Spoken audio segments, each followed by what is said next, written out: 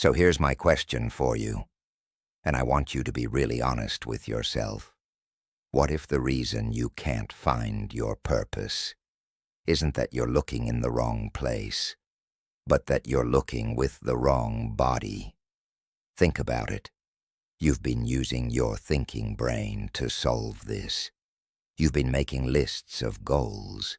You've been analyzing your skills. You've been consuming endless content about what you should do. You're trying to solve a spiritual problem, a problem of meaning, of feeling alive, of connection, with a material world toolkit. Your resume isn't going to help you here. Your LinkedIn profile has nothing to say about this.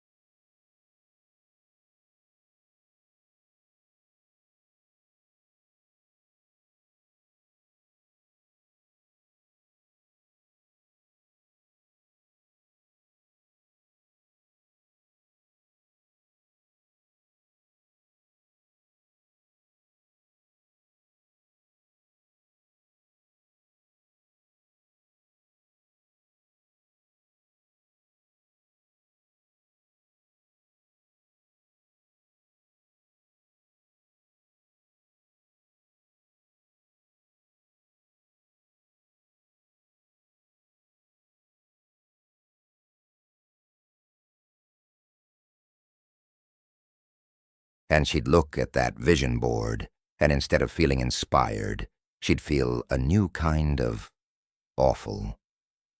She felt like a fraud. The woman on the board felt like a character, a costume she was supposed to put on, but it never quite fit right. The more she tried to become her vision, the more exhausted she felt.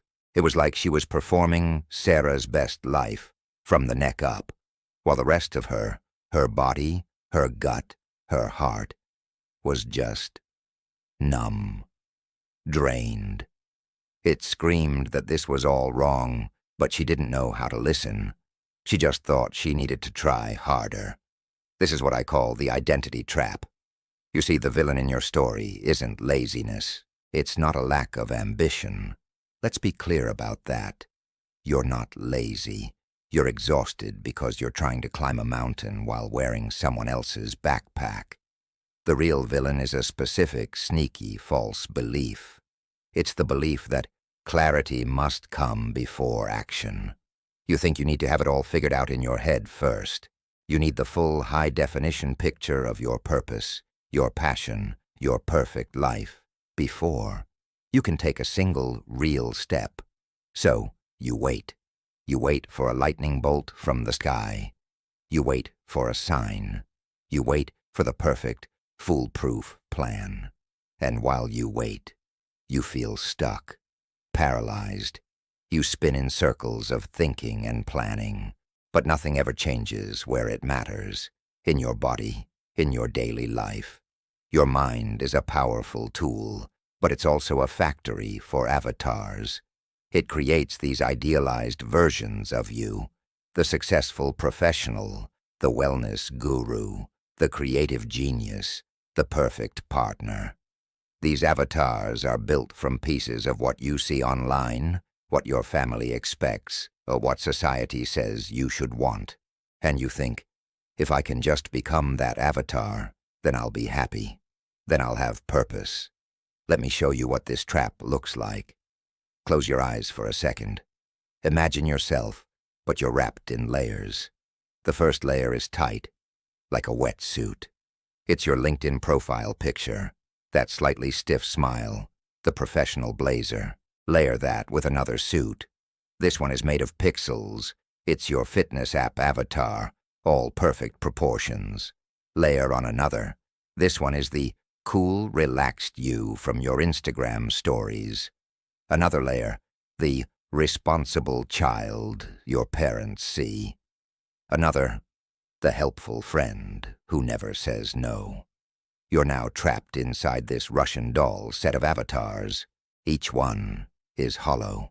And from deep inside all those layers, the real you, your subtle body, your energy, your quiet knowing, is trying to be heard. It's trying to send signals. A knot in your stomach when you say yes to something you don't want to do. A flutter of excitement in your chest when you talk about a certain idea. A deep, restful sigh when you finally get into nature. But the avatars are too thick, too noisy. They drown out the signal with their constant chatter. You should be more productive. What will they think? Is this going to look good? This was Sarah's trap. She was trying to live as the vision board avatar, and it was crushing her. She came home one Thursday evening after a long, frustrating day. She'd had to present a campaign she didn't even believe in. She walked into her pristine apartment. She looked at her perfect vision board, and she just started crying. Not dramatic sobs, just quiet, hopeless tears. She felt completely disconnected from herself. She had done everything right, and she had never felt more lost. That was her rock bottom, and in that moment, something broke. Not in a bad way. The way a seed coat cracks open so the sprout inside can finally get out. She was so tired of thinking. So she didn't. She slowly slid down her kitchen cabinet until she was sitting on the cool tile floor. She put her head in her hands. She felt the cold tile through her jeans. She heard the gentle hum of her refrigerator. She smelled the faint scent of the lemon-scented cleaner she used that weekend. And then she did the simplest thing. She placed her hand flat on her stomach. She just left it there. She wasn't trying to feel anything special.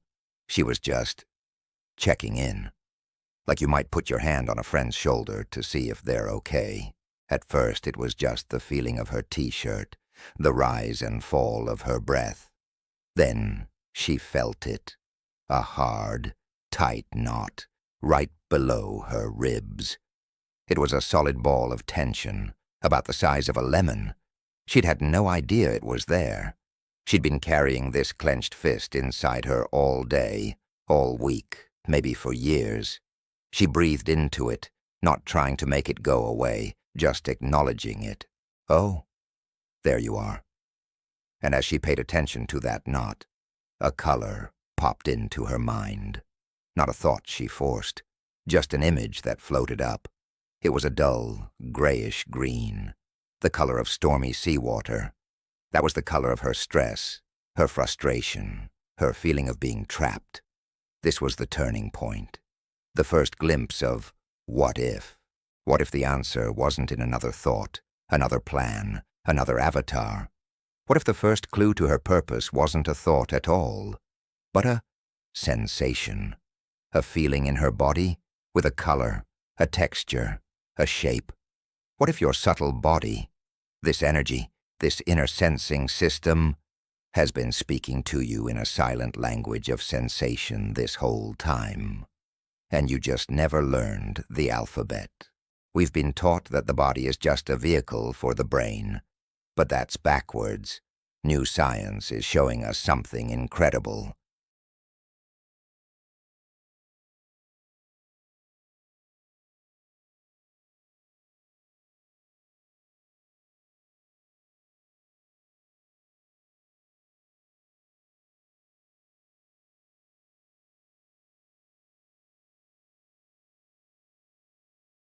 Don't just think about the answer. What if you could hack your entire search for purpose by changing the channel?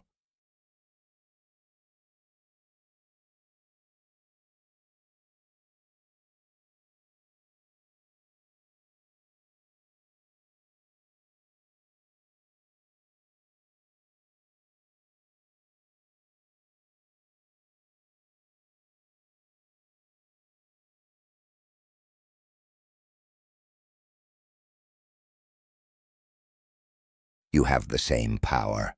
You are not broken. You are not lost because you're flawed.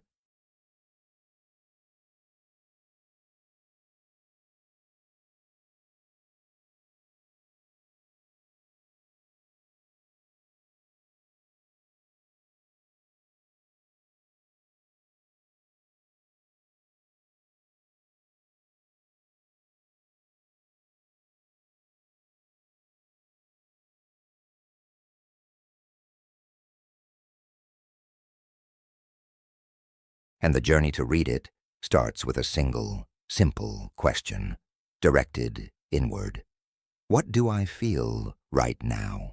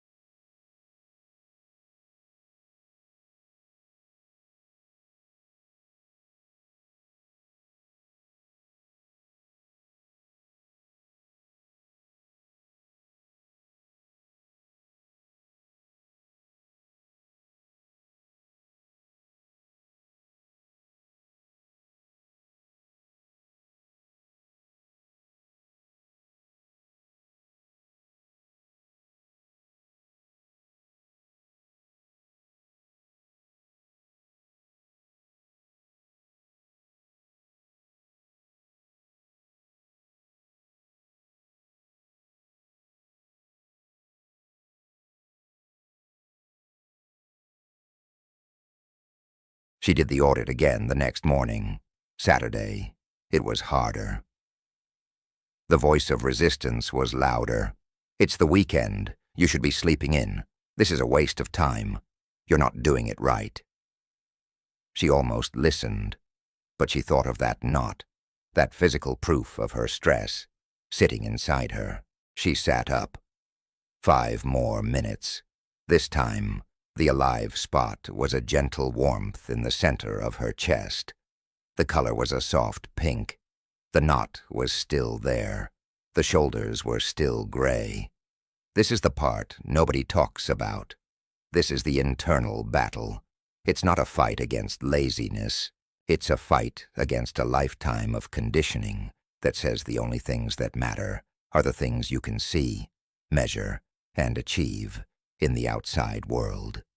Taking 5 minutes to just feel your own fingertips can feel like the most radical, pointless, and uncomfortable act in the world. Your own mind will mock you. It will tell you you're being self-indulgent. It will tell you to get back to being productive. This, right here, is the fork in the road.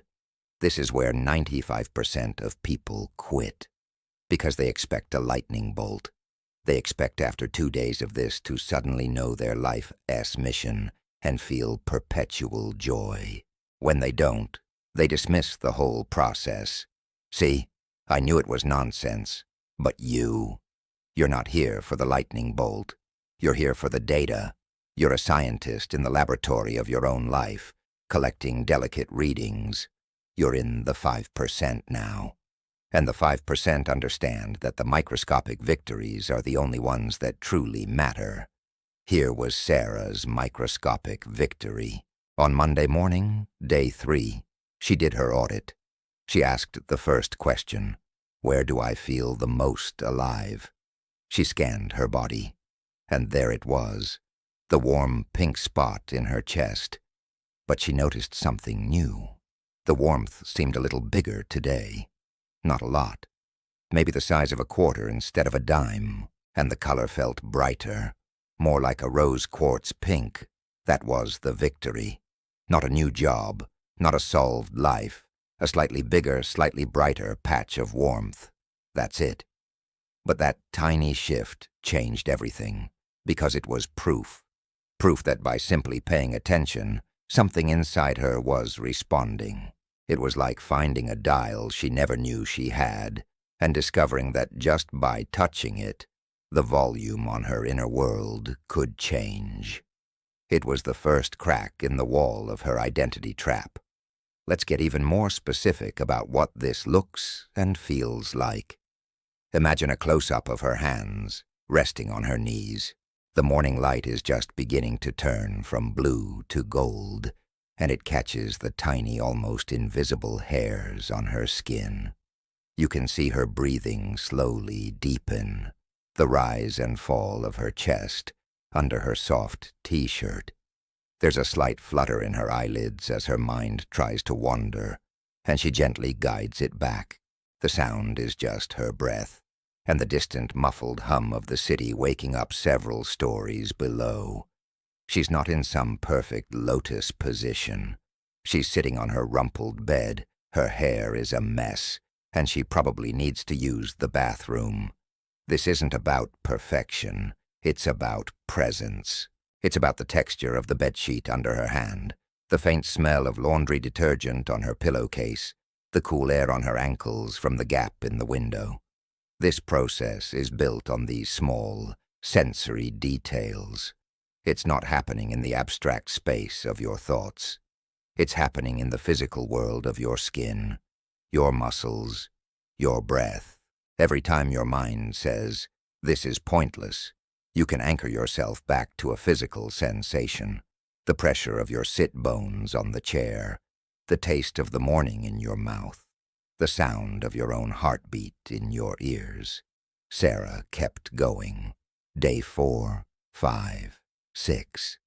The resistance never fully went away. Some mornings the alive spot was hard to find. Some mornings the knot felt huge and all-consuming. That's okay. That's more data. A bad data point is still a point on the map. It tells you here be dragons. That's valuable. By the end of the first week, her morning audit had become a tiny anchor, a 5-minute space that belonged entirely to her, where no avatar could enter. She wasn't the marketing lead, the good friend, the daughter. She was just a collection of sensations in a quiet room. And in that space, she started to feel the faintest trickle of trust. Trust not in a plan, but in her own ability to listen. This is the subtle shift that changes the game. You stop looking for purpose out there, and you start building a relationship with the intelligence in here. You're not waiting for a sign. You're learning the language of your own sign maker, and the science backs this up. A study from Stanford found that just 5 minutes a day of this kind of interoceptive awareness, the fancy term for noticing your internal sensations, can reduce decision fatigue by 31%. Decision fatigue is that drained, overwhelmed feeling you get by 3 p.m. that makes everything seem impossible. It's the mental fog that blocks intuitive action. By tuning into your body for 5 minutes, you're not just getting spiritual points. You're literally clearing the static from your brain's radio, making it easier to hear your own true voice for the rest of the day. So you've found a flicker, a patch of warmth, a color, a sensation that feels a tiny bit more like you than the avatars you've been wearing. It's small, but it's yours. You've collected it. You've proven to yourself that there is a signal beneath the noise. Now a new question naturally arises, one born of curiosity, not desperation. You've spent a week listening.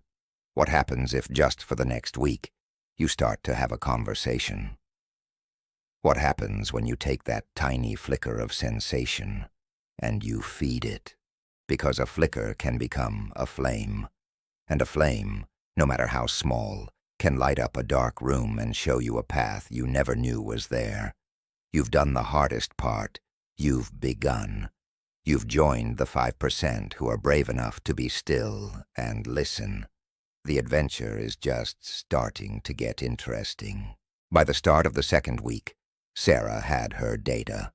She had a map of sensations, the pink warmth in her chest, the green knot of stress, the gray concrete shoulders. It was fascinating, but it also felt a bit like just having a weather report for her own body. Today, cloudy with a chance of tightness. So what? The real question became, now that I can feel this, what do I do with it? This is where the subtle work becomes a daily practice. It's not a one-time hack. It's a gentle war against old, automatic patterns. It's the shift from just observing the weather to learning how to put up an umbrella, or better yet, plant a garden. So she designed a simple 7-day experiment for herself. She called it the subtle body, not a dramatic life overhaul, but a series of tiny, intentional actions based purely on her morning audit. No grand theory, just cause and effect, in the laboratory of her own life. Here's exactly what she did, day by day. You can follow these same steps, day 1 and 2. She continued her 5-minute energy audit every morning. That was the non-negotiable foundation. She'd sit, ask the 3 questions, and note the sensations and colors. She kept a simple notes app file open on her laptop titled Body Data.